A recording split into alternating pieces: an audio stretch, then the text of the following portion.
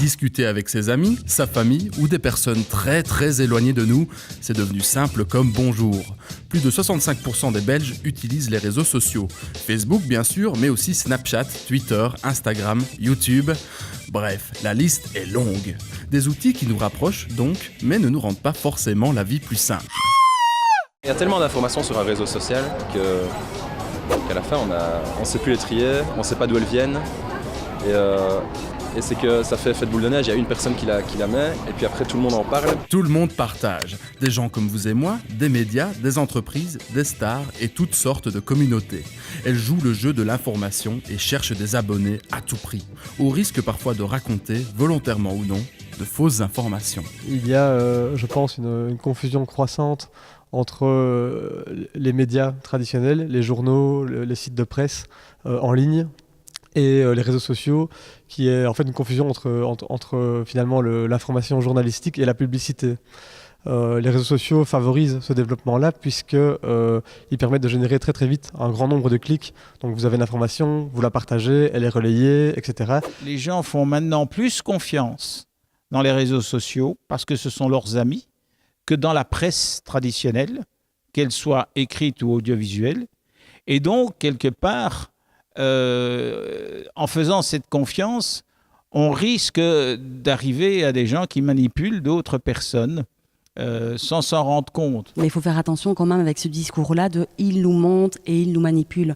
Oui, il y a des manipulations, oui, il y a des mensonges pour défendre tel ou tel intérêt, mais soyons vraiment nuancés et il faut faire attention à ne pas avoir cette grille d'analyse de l'État nous ment, les Illuminati dirigent le monde. Tout n'est pas noir ou blanc. D'ailleurs, vous avez l'air plutôt au courant. On peut clairement dire la vérité, les gens seront quand même attirés par l'information. L'information, nous, on veut quelque chose de réel et de vrai.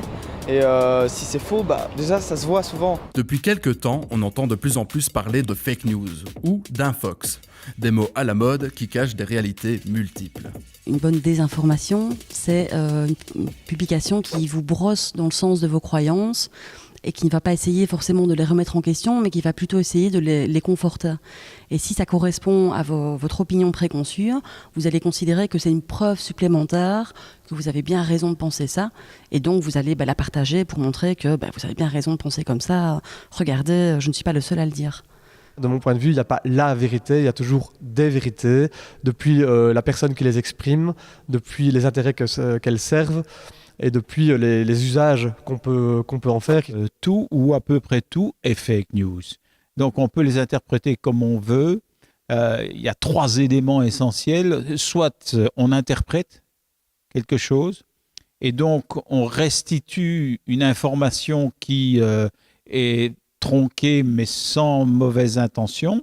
Soit on manipule éventuellement pour essayer d'avoir le soutien d'un ou de l'autre, que ce soit en politique comme dans le commercial, soit tout simplement on ment. Il y a presque autant de fake news que d'utilisateurs différents sur les réseaux sociaux.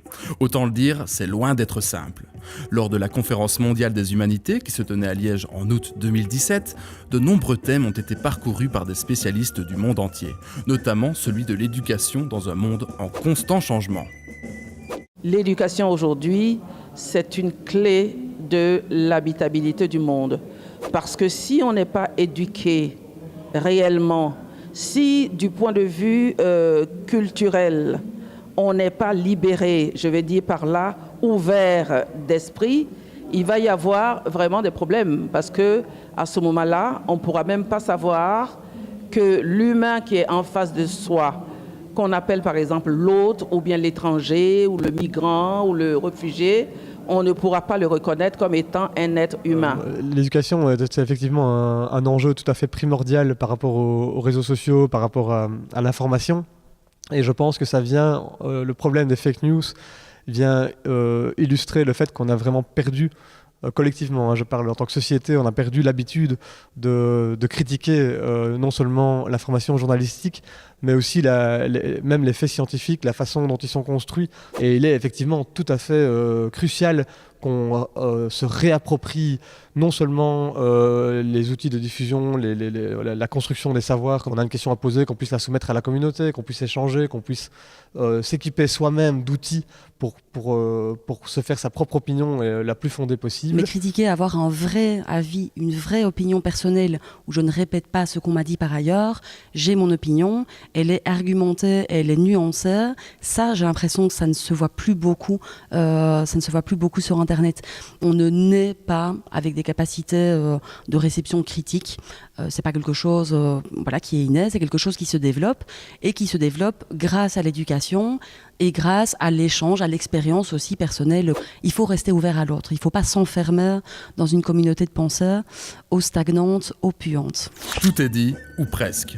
Les réseaux sociaux et tous les messages véhiculés sur le net doivent être appréhendés en faisant preuve de discernement. Pour ne pas se faire avoir et tirer profit au mieux de ces outils de communication, il faut donc garder les yeux et l'esprit ouverts, car l'humanité se construit ensemble.